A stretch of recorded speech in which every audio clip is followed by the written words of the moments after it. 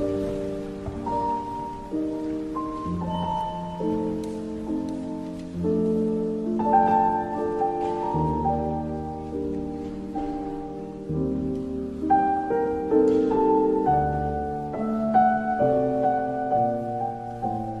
estamos aquí reunidos para iniciar esta aventura, como bien ha dicho Luis, de que Futuro en Español no sea solamente en España o en Iberoamérica, sino también en América.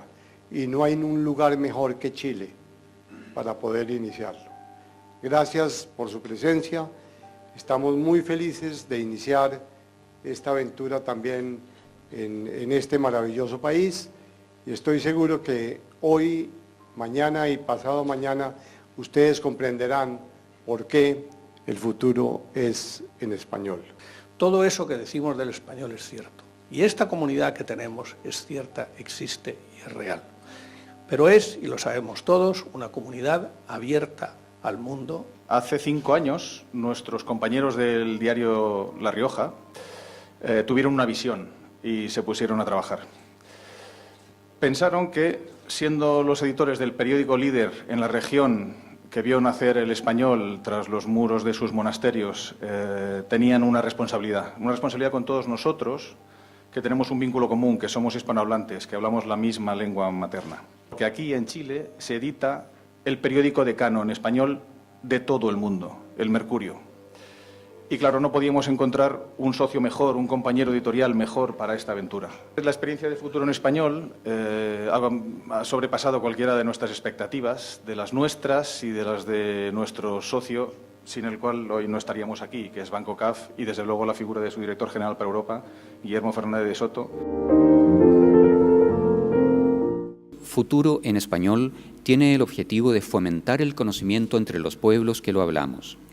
Vocento y CAF quisieron traer a América Latina por primera vez la experiencia de Futuro en Español y lo quiso hacer aquí en Chile.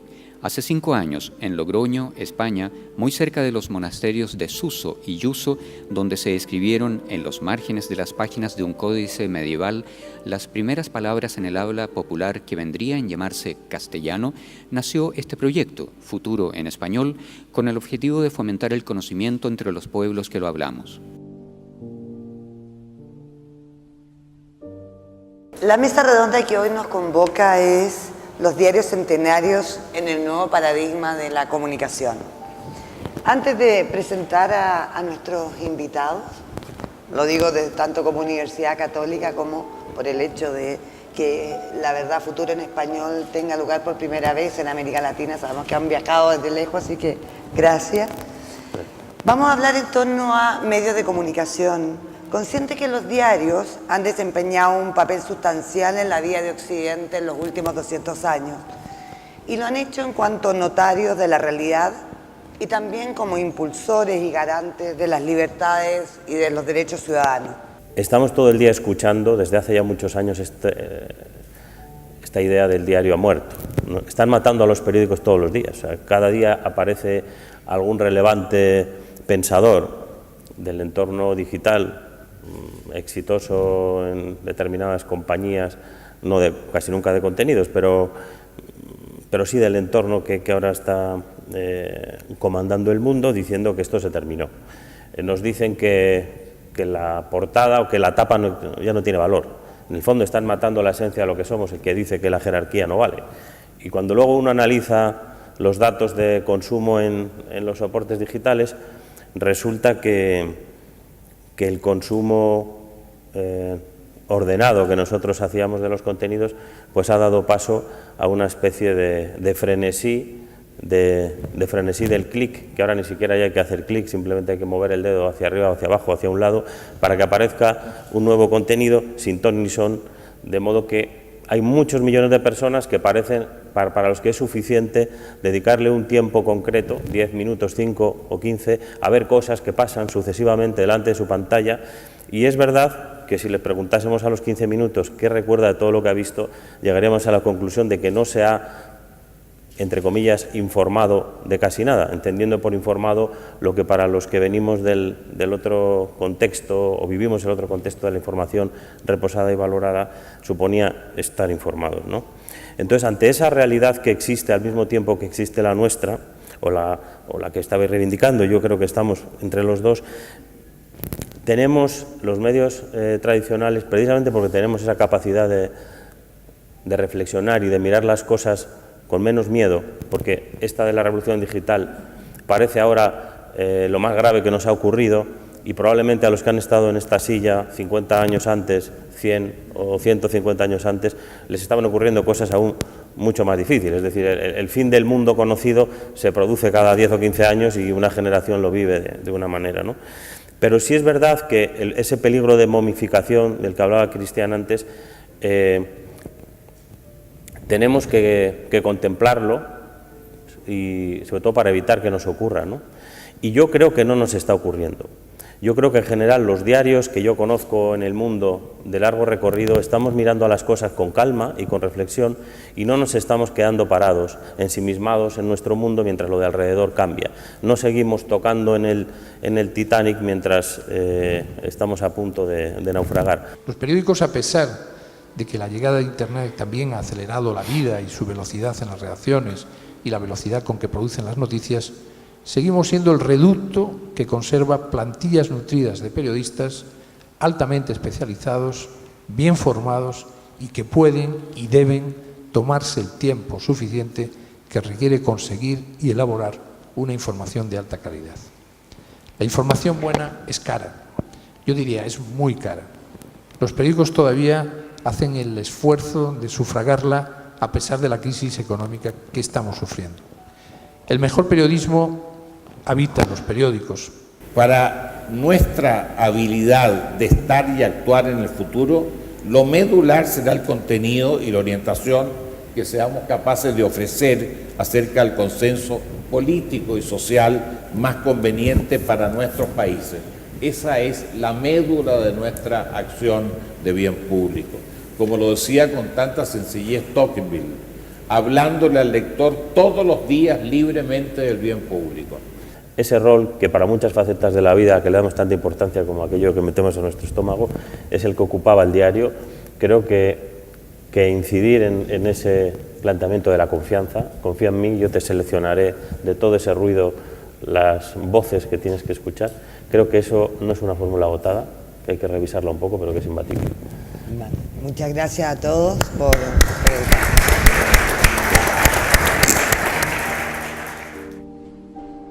Cuando se celebre el 5º centenario, o el 6º, o el 7º, ¿quién sería hoy capaz de prever el futuro con un mínimo de certidumbre?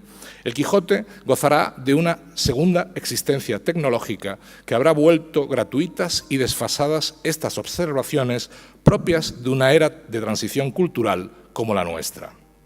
Mientras tanto, deberíamos esforzarnos todos en renovar de algún modo la lectura del texto cervantino, como exigía Borges en su tiempo, desplazándolo de contexto.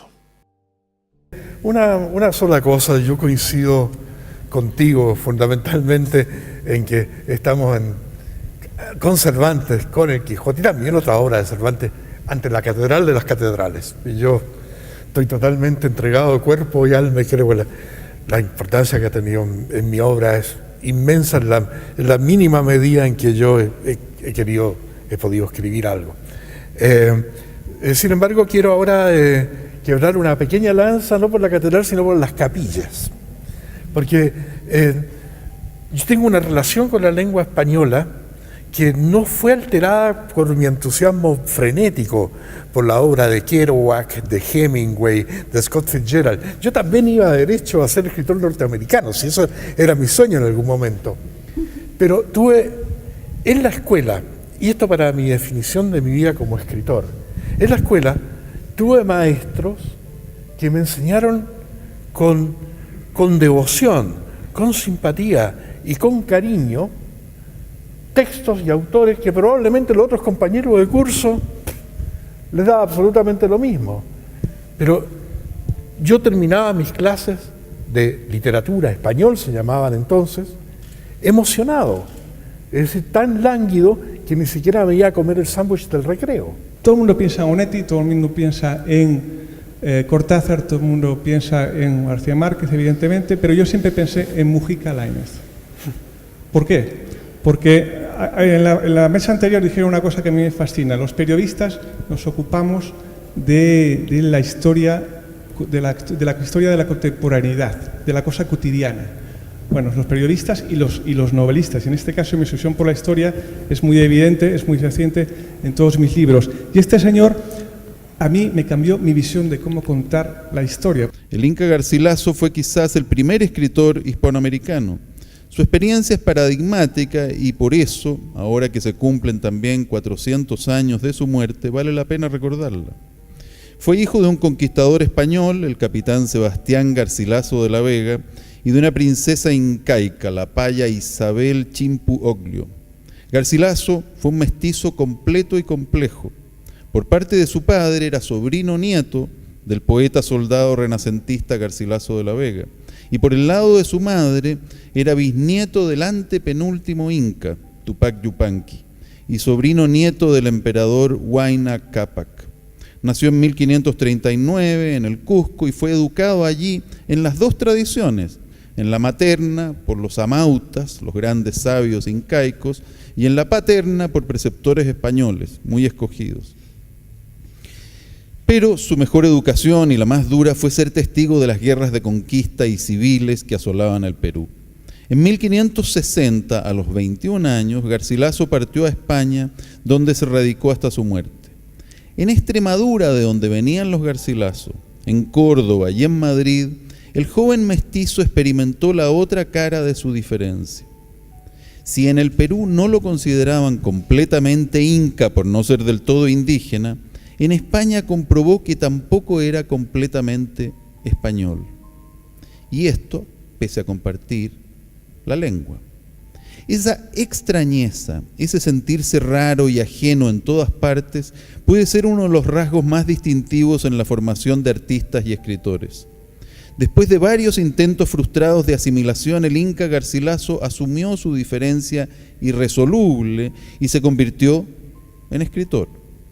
Con más de 50 años, se volvió hacia su pasado y dedicó el resto de su vida a escribir los comentarios reales de los incas, la historia de su Perú incaico y español. En el prólogo a esa obra, el Inca reflexiona sobre el problema de contar en su idioma paterno cosas que aprendió en su lengua materna y decide, comillas, me sea lícito, pues soy indio, que esta historia yo escriba como indio. Aunque en ese pasaje el Inca se refiere al problema de transcribir las palabras quechuas, su propósito puede interpretarse de una manera más general y ambiciosa. Pese a ser un maestro de la lengua española del siglo de oro, Garcilaso se propone escribir como indio. Y era un maestro en todo el sentido de la palabra. El diccionario de autoridades, el primer diccionario de la academia en el siglo XVIII, cita 200 veces como fuente a Garcilaso de la Vega Inca. Se ha dicho que esa ambición de escribir como indio, convierte al Inca Garcilaso en el primer escritor latinoamericano. Hay algo de verdad en esa anacronía. El español es una lengua tan abierta y en el fondo tan poco definida que puede trasladarse a otro continente, multiplicarse casi por regiones y convertirse realmente en una lengua de lenguas o, como decía muy bien Carlos antes, una lengua panhispánica. La Fundación Chile-España es una institución privada que se constituyó con el objetivo fundamental de contribuir a incrementar el intercambio económico, cultural, académico, científico y social entre Chile y España. Como institución impulsora de esta conexión literaria entre ambos países, no tenemos dudas de que estamos frente a una obra cuyo contenido histórico-literario, de indiscutible belleza, perfección y genialidad, aproximará al público lector a un sinfín de valores compartidos entre Chile y España. Quiero agradecer a la Fundación Chile-España la oportunidad de venir aquí a presentar esta obra que delegaron en mí para juntar en un abrazo poético a los mejores poetas del siglo XX de España y de Chile. Que estos dos volúmenes les llegue al corazón. Yo les puedo jurar que me he quemado las pestañas para hacerles llegar a ustedes lo más profundo, lo más encantatorio de la lírica de nuestros países. Y espero que ese sea el regalo y la contribución de mi vida literaria a este gran país. Muchas gracias.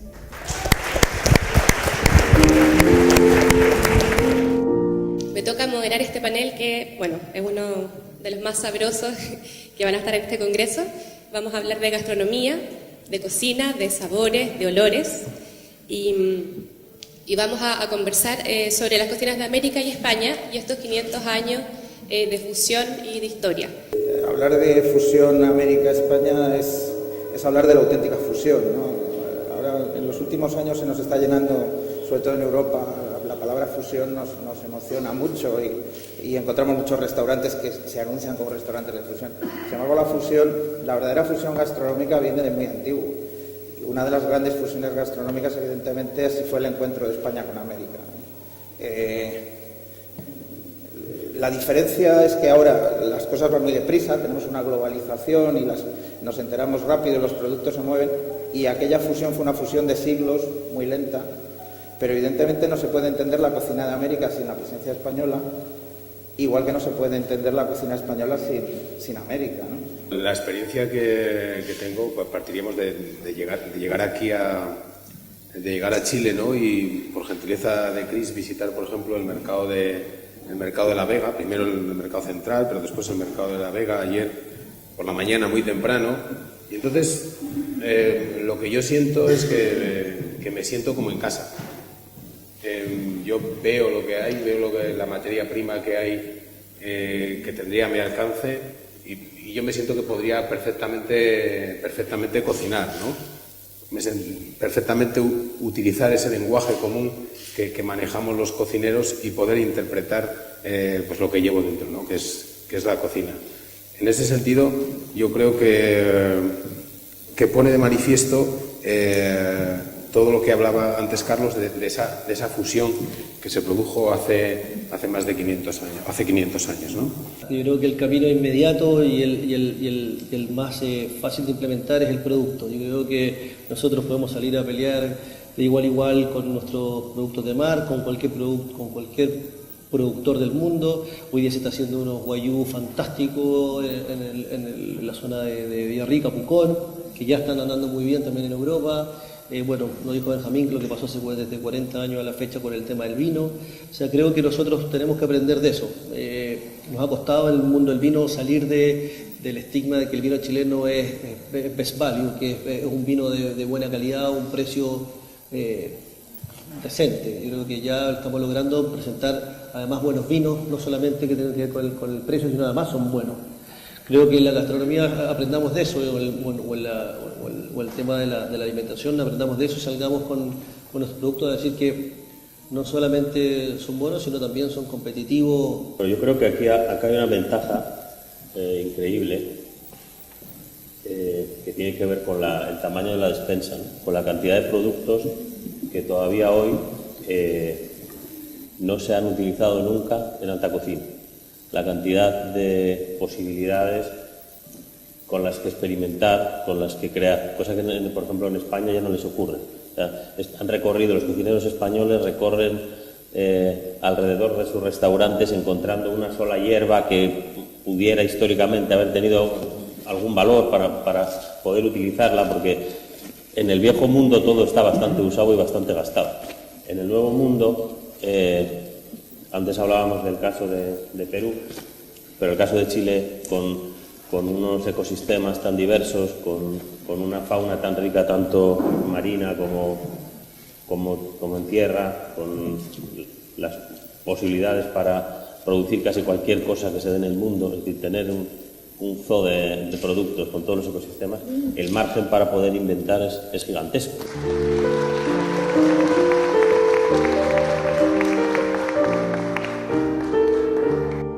Estamos todos muy agradecidos y muy contentos de que estén todos ustedes aquí. para reflexionar sobre un tema que apasiona tanto a españoles como a chilenos, como es el vino.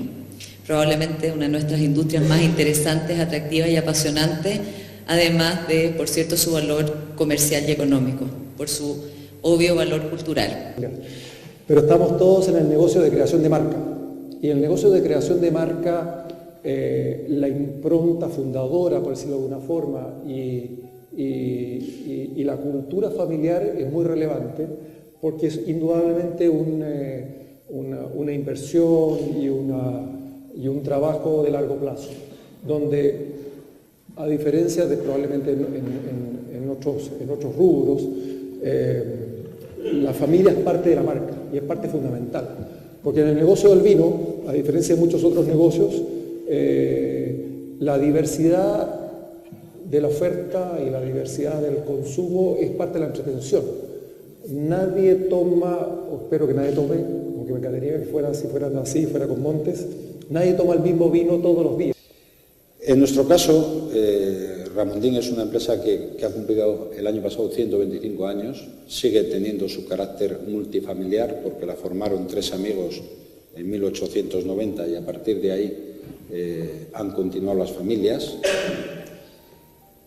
Es un aspecto muy importante el tener en cuenta que las expectativas y necesidades que cada una de las familias tiene lleven una misma dirección y se unifiquen de tal forma que no interfieran en lo que es el proceso empresarial.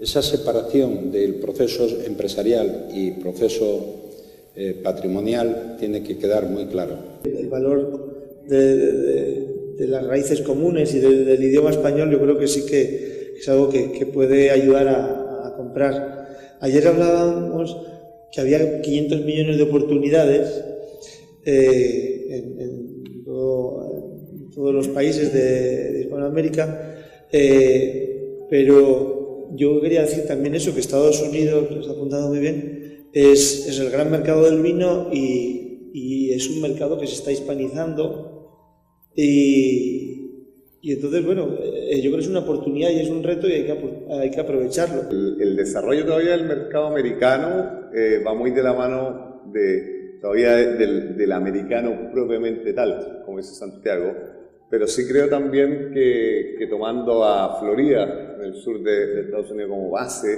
como base de entrada a Estados Unidos, poder darle foco a ciertos estados con el potencial que tienen esos estados en la lengua española y poder darle importancia dentro de la propia distribución de vino a esas puertas de entrada.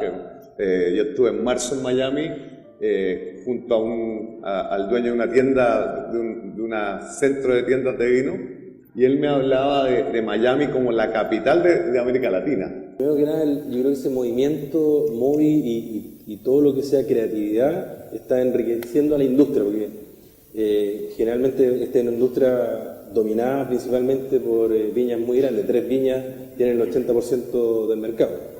Y todo esto, creatividad de muchos que son enólogos o gente que está ligada al campo, yo creo que enriquece. Nos enriquece a nosotros también, porque nosotros generalmente probamos nuestros propios vinos y salen cosas nuevas muy entretenidas. Ahora, es una industria súper difícil. O sea, uno puede hacer el mejor vino del mundo, el mejor enólogo, todo, pero lo más difícil es vender el vino.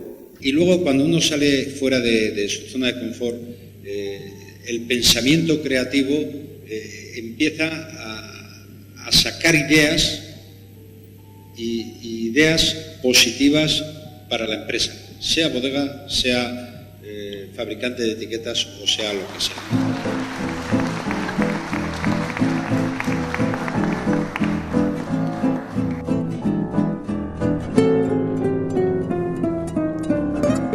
Hemos juntado a 2 grandes chefs, a Jesús Sánchez del Tenedor Damos de España, que se acaban de conocer como en los realities estos de televisión, han ido juntos al mercado y junto a Chris Carpentier, a quien le agradecemos que enseguida aceptara esta invitación y este reto aquí en el barrio con todo su equipo, pues han puesto a trabajar para juntar la gastronomía cántabra española y la gastronomía chilena. Primero darle la bienvenida a todos por estar acá y por animarse a este viaje que estamos haciendo a partir de la fusión y ese traspasique.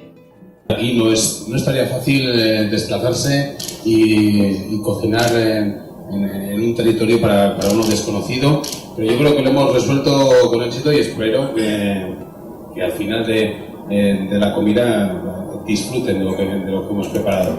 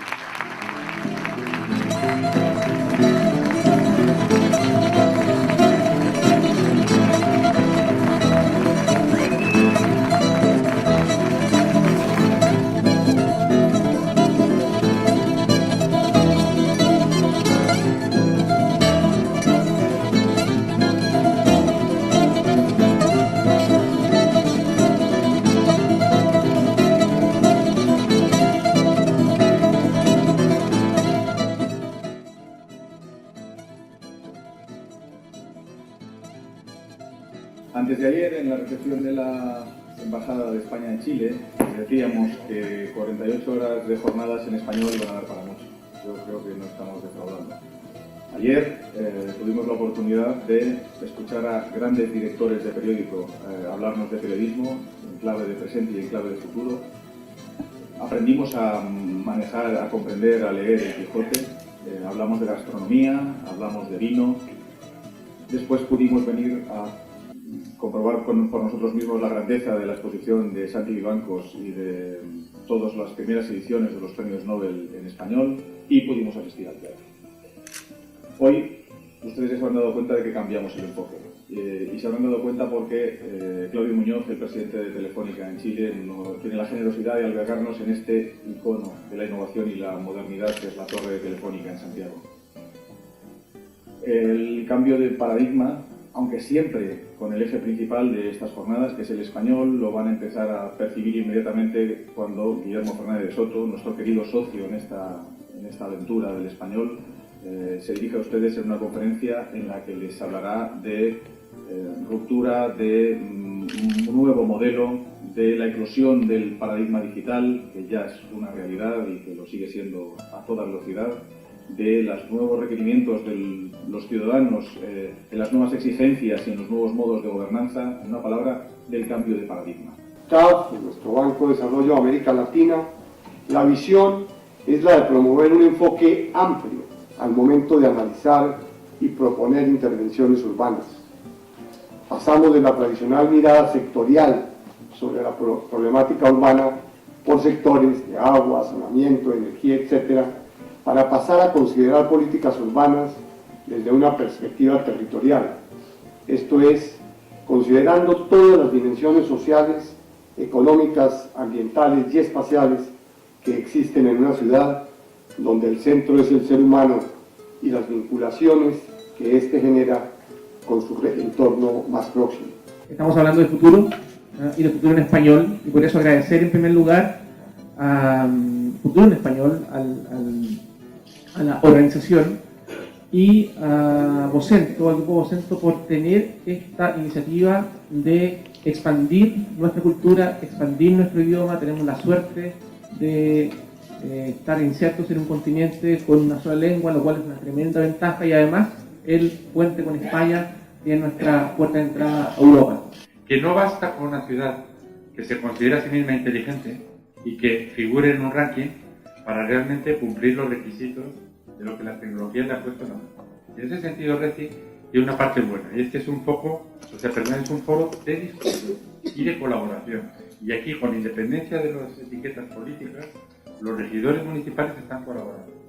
Para que la innovación sea un motor permanente en la dinámica de nuestras economías, necesitamos normativas de promoción de la competencia mucho más intensas. Necesitamos normativas de protección al consumidor mucho más intensas. Necesitamos, por lo tanto, promoción de la competencia, combate al monopolio, combate al oligopolio, regulación del oligopolio, en serio, regulaciones modernas, dignificadas, y un movimiento consumidor potente que sea capaz, ¿no es cierto?, de hacer ver. Una de las principales resistencias que ve uno en América Latina, a diferencia un poco de lo que mencionaba Eugenio en Europa, es que todavía hay una carencia de infraestructuras que permeen los demás sectores productivos de las ciudades y también la oferta de servicios al ciudadano. En América Latina, por poner una cifra, una de cada dos personas o uno de cada dos latinoamericanos tiene acceso a Internet. De manera que hay todavía, digamos, un esfuerzo importante por expandir las infraestructuras de conectividad de banda ancha que permita una mejor oferta de servicios al sector productivo, a los mismos gobiernos municipales y al mismo ciudadano. Y en Ciudad hemos definido tres ejes accionantes que nos parece que de alguna manera nos permiten tomar el desafío y movilizar mucho de los financiamientos que tiene la Corfo en torno a soluciones asociadas a esos desafíos. Uno de ellos es sustentabilidad, asociado a eficiencia energética, asociado a sustentabilidad ambiental. En una ciudad como Santiago y en ciudades como en nuestra ciudad del sur de Chile, ese es un tema clave, donde tenemos graves problemas en materia medioambiental. Seguridad ciudadana, clave también. Esta transformación de una oligarquía dominante, circunstancias históricas que no vienen al caso, a la economía moderna, tiene que ser una transformación muy acelerada, porque el mundo no se para.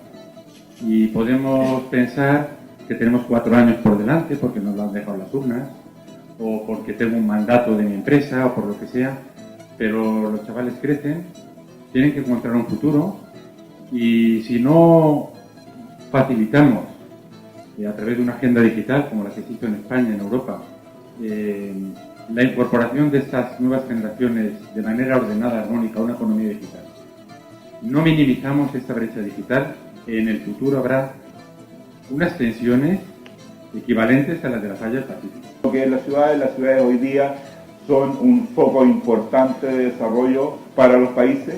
Se estima que al año 2050 a nivel mundial el 80% de la población va a vivir en ciudades. Yo quiero trasladarles dos experiencias. Por un lado, una experiencia española, que es esa red española de ciudades inteligentes, que es como un grupo de ciudades medias. Hablábamos hace un momento de las grandes ciudades. Yo creo que las ciudades inteligentes, ese modelo es especialmente un modelo que funciona mejor en ciudades de tamaño intermedio que en grandes ciudades. Por un lado, trasladarles cuál es ese modelo que desde España hemos promovido y que es perfectamente extrapolable a otros países. Portugal ya lo ha hecho. Y por otro lado también algunas experiencias concretas en el desarrollo del modelo Smart City que desde Logroño ya hemos puesto en marcha y que nuestro ayuntamiento tiene desde hace unos años funcionando. Hay dos brechas que no debemos olvidar y en las que tenemos que trabajar. Una es la brecha digital que proviene de la edad y eso tenemos que ser muy conscientes de ello. Pero hay también otra brecha digital que se puede producir por el nivel económico y no podemos permitirnos el lujo de no estar atentos a esa brecha digital, porque uno de los elementos fundamentales y de los objetivos de este modelo de ciudad en el que estamos trabajando es la lucha contra la pobreza. Y las nuevas tecnologías es un elemento y un mecanismo fundamental para luchar contra esa pobreza. Smart City, la tecnología, la ciudad inteligente es fundamental y es una parte que tiene que contribuir, pero no está en la raíz de los problemas. Y en ese sentido, tanto en la Fundación Ciudad como en los foros ciberacadémicos de ciudades, trabajamos en 3 niveles y trabajamos convocando a la totalidad de alcaldes de cada uno de los países en los que estamos y el primer nivel son, digamos, los pilares fundamentales que las ciudades tienen que tener perfectamente desarrollados para pensar en poder crear servicios públicos, sin los cuales todo lo demás es imposible. El primer nivel fundamental y niveles que en realidad son un gran corpus legal de desarrollo de las ciudades. El primer nivel fundamental es la planificación urbana. lo que yo quería hacer presente acá, Greg Clark, que es un gran investigador con respecto a materias de ciudades, y él ha definido lo que se llama la buena densidad y la mala densidad. Entonces, todas las cosas se pueden hacer bien. Vimos la importancia de la densidad, pero existe una gran resistencia ciudadana porque probablemente los ejemplos que se han dado de aumentos de densidad al interior de las comunas no han ido de acuerdo con lo que ellos esperan. Y probablemente sí se puede hacer haciéndolo en forma adecuada, como es, por ejemplo, liberando espacio público en los sectores donde se produce este aumento de densidad. El idioma español, ¿no es cierto?, el idioma que nos une. Cuando uno habla de tecnología, una parte importante de la tecnología es el idioma. En el fondo Windows hizo eso, unificó un idioma que lo pudiéramos usar distintos computadores y usuarios, y en los conceptos de ciudad inteligente y las tecnologías el idioma es tremendamente vital.